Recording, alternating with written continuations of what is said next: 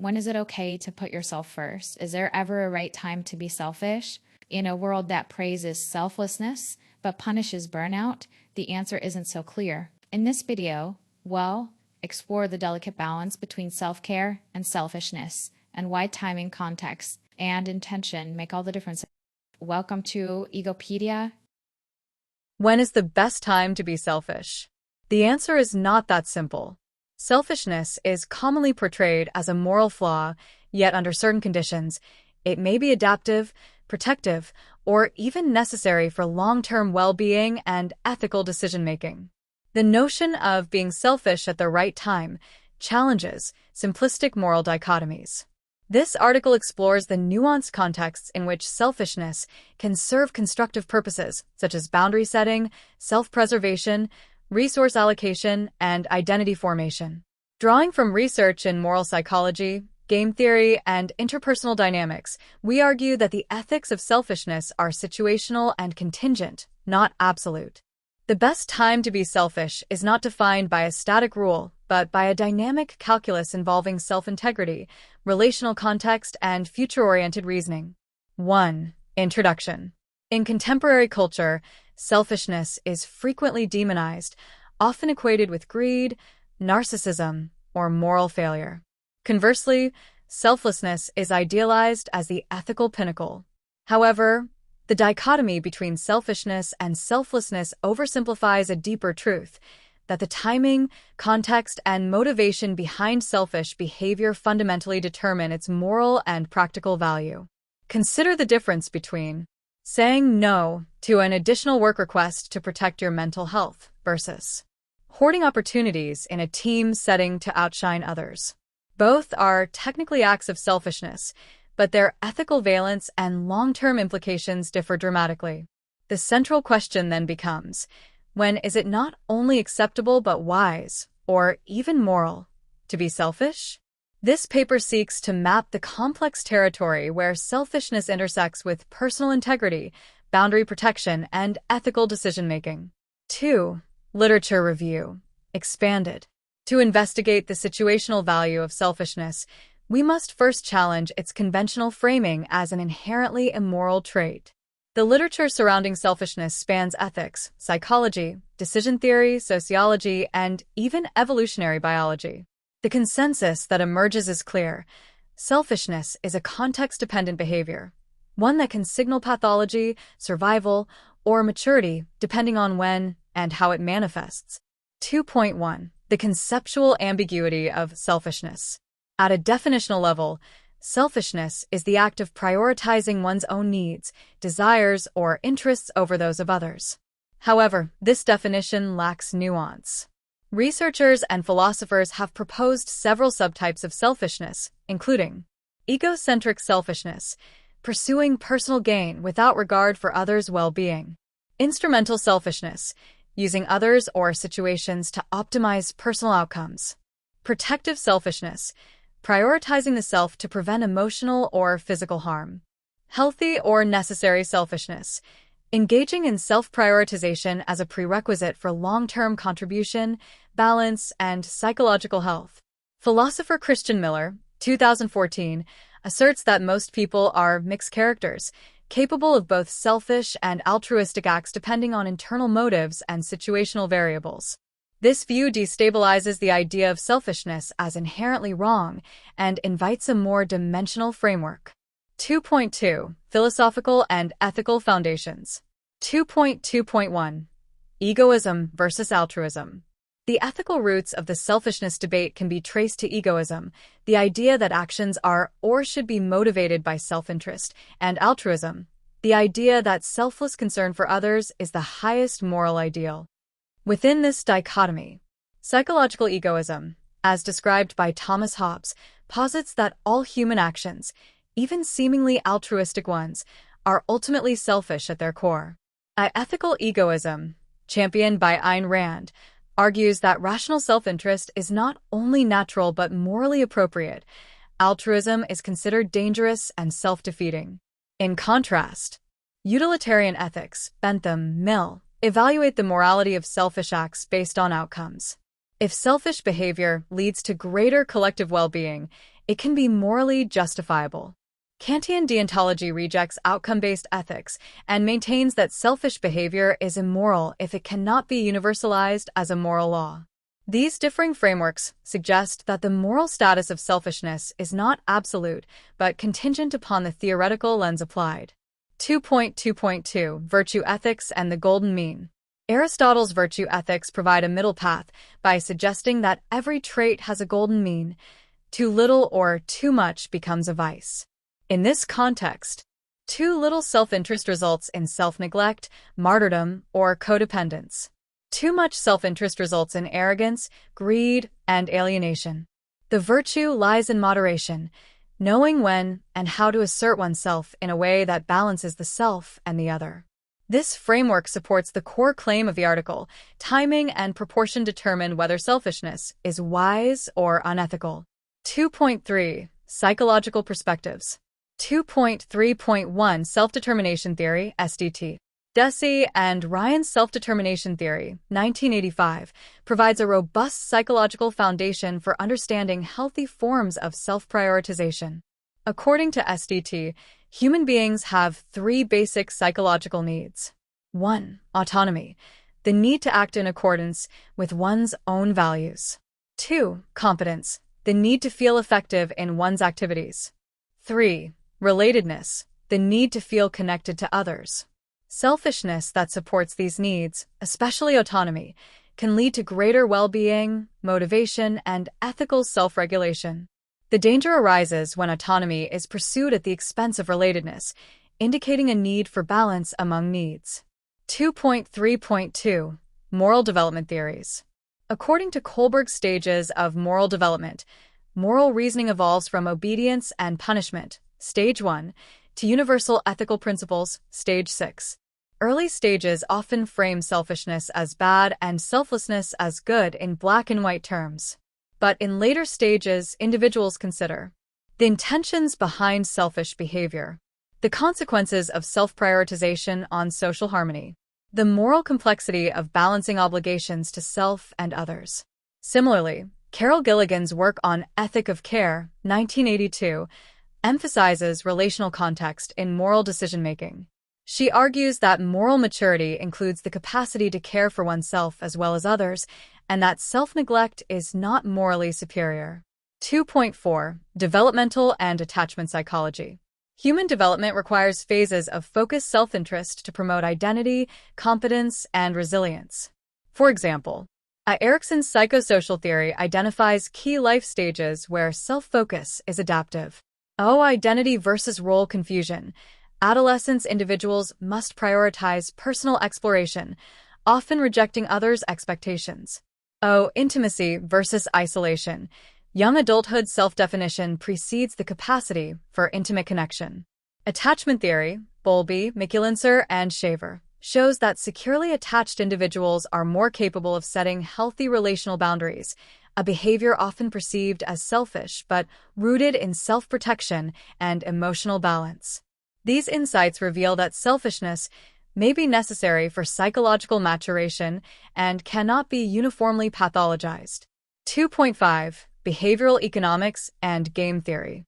From a decision science perspective, selfishness is viewed through models of utility maximization and strategic interaction. A prisoner's dilemma shows that mutual cooperation yields better outcomes, but short-term selfishness can be individually rational, even though it undermines long-term trust. Tit-for-tat strategies demonstrate how conditional selfishness, reciprocal behaviors that switch between cooperation and self-interest, often outperforms both pure selfishness and pure altruism in repeated interactions.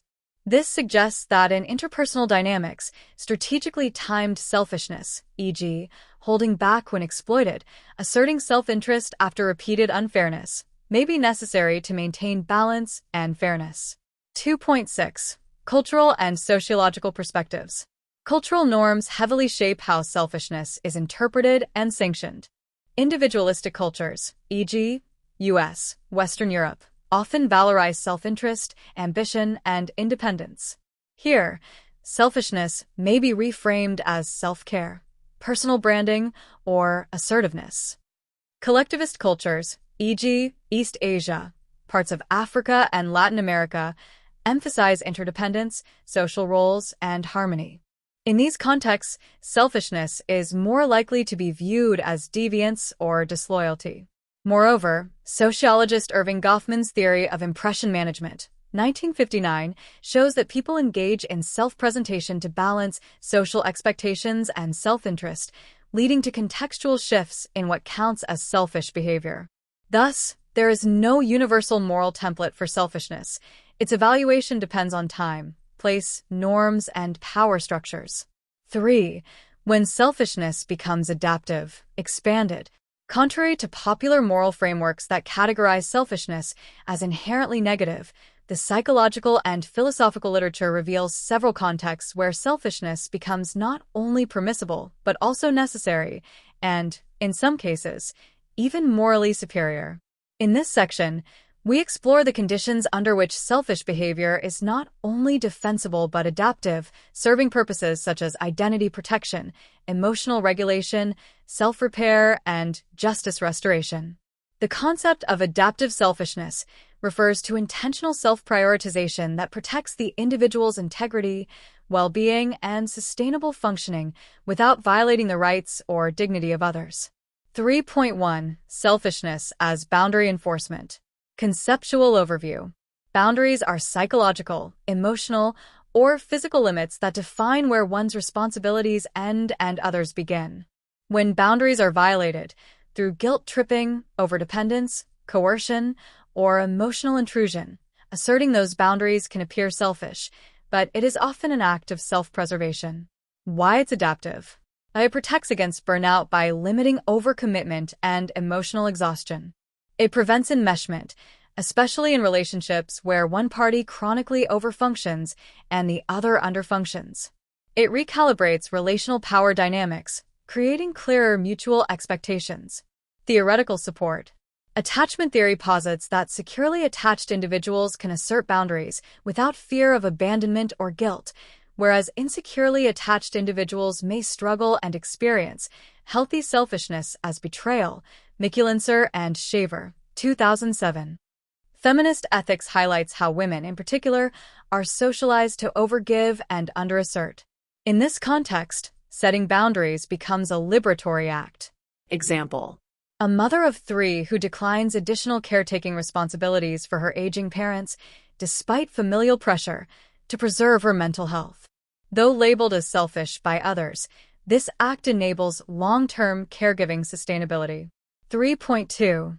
Selfishness during resource scarcity. Conceptual overview.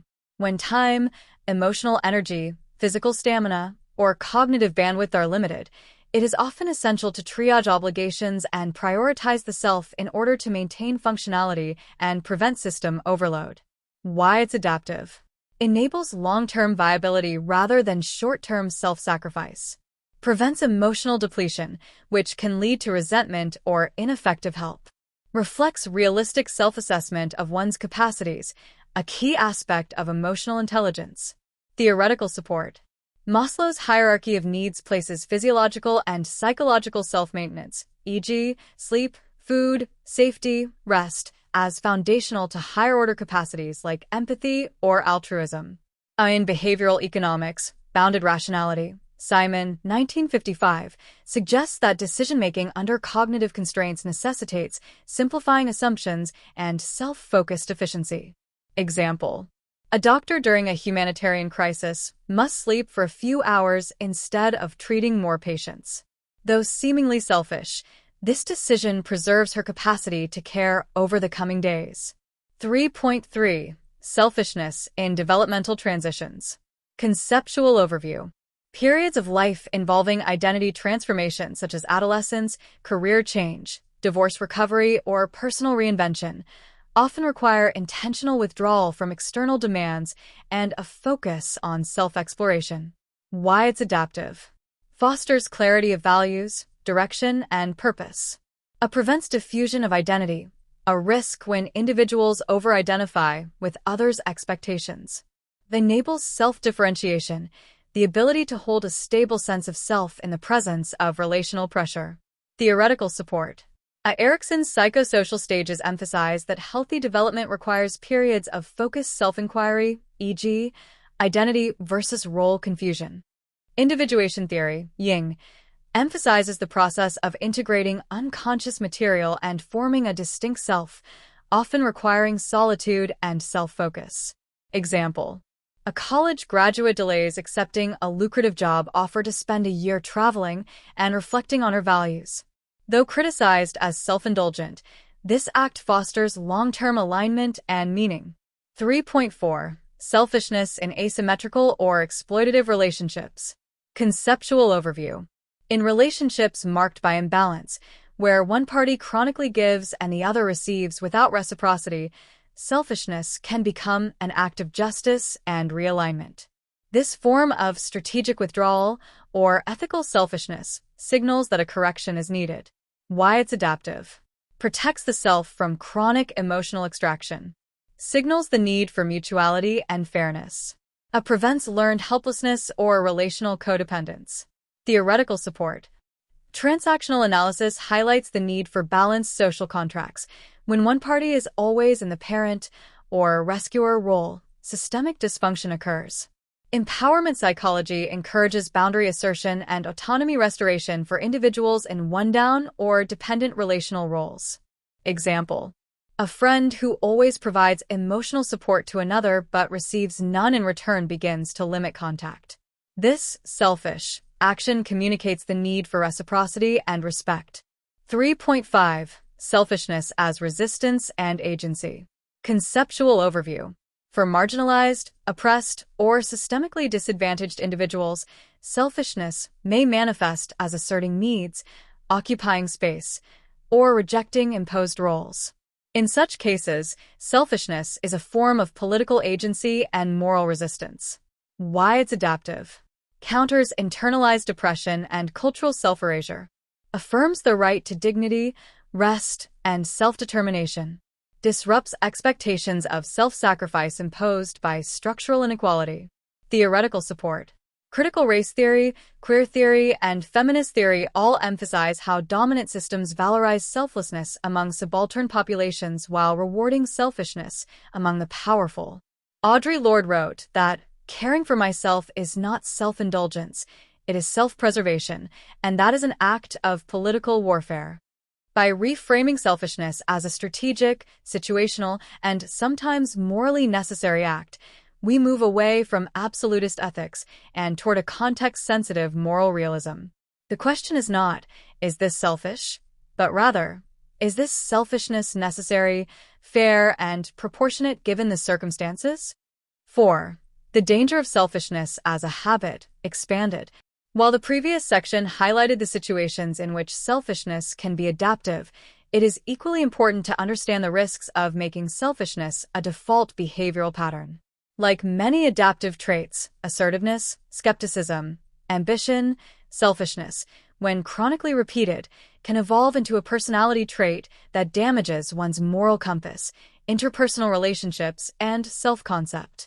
Habitual selfishness is not a momentary act of self-preservation or situational clarity. It is a pattern disposition, an internalized preference for prioritizing one's interests regardless of context, even when the moral, emotional, or social costs outweigh the benefits. 4.1. The slippery slope from strategic to chronic selfishness. Selfishness, especially when initially adaptive, e.g., setting boundaries, protecting resources, can be reinforced through repeated emotional or practical rewards. This leads to positive feedback loops where the person becomes increasingly oriented towards self-prioritization, even in situations where cooperation or compromise would be more appropriate. Psychological mechanism. Operant conditioning. Skinner, if an action leads to immediate relief or gain, e.g., saying no avoids stress, it is likely to be repeated. Over time, this can generalize into habitual avoidance or disengagement. Cognitive dissonance reduction. Festinger individuals who behave selfishly may adjust their beliefs to view their actions as necessary or justified, reinforcing future behavior through moral self-licensing. Narrative reinforcement. People construct self-stories such as, "I'm just protecting my energy," or "I've learned not to overgive," which become scripts for avoiding relational reciprocity. 4.2. Consequences of habitual selfishness. The long-term psychological and relational consequences of chronic selfishness are significant. Below, we examine the key domains impacted. 1. Relational deterioration. Trust erosion. Others begin to sense that the selfish individual will not show up when needed, even in emergencies. Transactional relationships. Human connection becomes a cost-benefit analysis, lacking vulnerability or mutual sacrifice. Loneliness and isolation. As others withdraw or stop relying on the individual, a social vacuum may form, even if autonomy remains intact. 2. Emotional and moral disengagement. Reduced empathy. Constant self-prioritization leads to a numbing of empathic responsiveness as attention remains inwardly focused. A loss of moral sensitivity. Over time, chronic selfishness dulls the ability to recognize when one's actions cause harm, creating a form of ethical myopia. Compassion fatigue turned inward. Ironically, those who initially develop selfish habits to protect their empathy may become indifferent even to their own values. 3. Self-concept degradation. Identity fusion with self-interest. The person may begin to equate their identity with hyper-independence, self-sufficiency, or invulnerability, leaving little room for relational interdependence. Narcissistic traits development. In some cases, habitual selfishness aligns with covert narcissism, where the individual maintains a moral or intellectual facade while consistently avoiding responsibility for others. 4.3.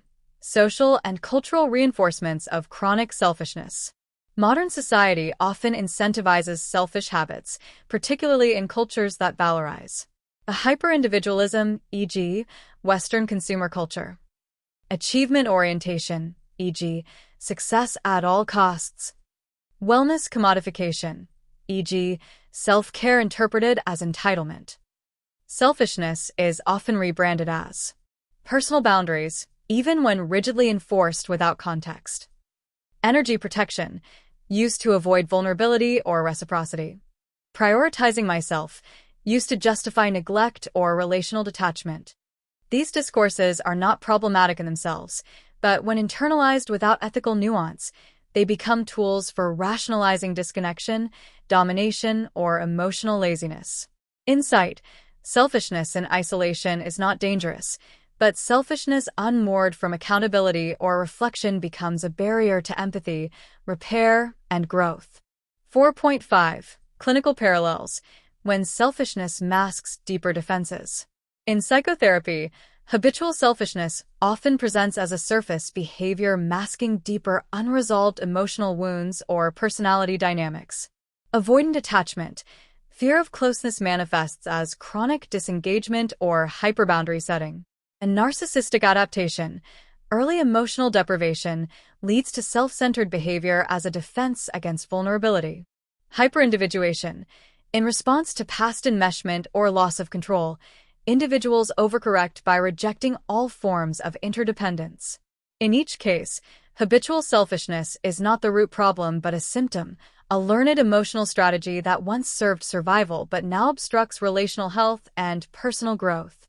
4.6. The paradox. The selfish person may feel ethically intact. One of the most insidious dangers of habitual selfishness is that the individual may still perceive themselves as morally responsible, especially when their selfish behaviors are framed in therapeutic or self-help language. They may say, "I'm protecting my boundaries," but in truth, they avoid difficult conversations. They may believe, "I've learned to put myself first," but this can become a shield against relational risk or reciprocity. They may see themselves as strong, when in fact they are defended and disconnected. This creates what we might call ethical drift, a slow erosion of moral attunement masked by psychological narratives of self-care and sovereignty. In these cases, selfishness is no longer protective or clarifying. It is limiting, blinding, and isolating. 5. Discussion. 5.1. Selfishness as a spectrum. Rather than a binary moral judgment, selfishness should be conceptualized as a spectrum, with destructive self-centeredness at one extreme and healthy self-prioritization at the other. Too little selfishness leads to burnout, resentment, martyrdom. Too much selfishness leads to isolation, manipulation, and moral disconnection. A context-aware selfishness enables sustainability, authenticity, and fairness. 5.2. The moral ambiguity of timing. The most difficult ethical decisions involve trade-offs between immediate guilt and long-term good. Selfishness may feel wrong in the moment, but may be essential to act justly toward oneself and others. Example, a therapist ending a toxic client relationship may feel selfish, but it ensures ethical care and professional well-being. 5.3. Cultural considerations. Western cultures, particularly those rooted in capitalism and individualism, often encourage permissive selfishness under the guise of self-care, while collectivist cultures may penalize justified self-prioritization. Thus, cultural context profoundly shapes when and how selfishness is judged. The question, when is the best time to be selfish, resists a definitive answer because selfishness itself is not a monolith. It ranges from strategic boundary setting to harmful egocentrism. The most morally and psychologically coherent position is this: the best time to be selfish is when doing so serves your integrity, sustains your capacity to care for others, and aligns with long-term ethical clarity, not just short-term comfort. Selfishness, rightly timed and rightly motivated, is not a failure of character, but a recalibration of the self. The challenge is not to eliminate selfishness, but to become wise in its use.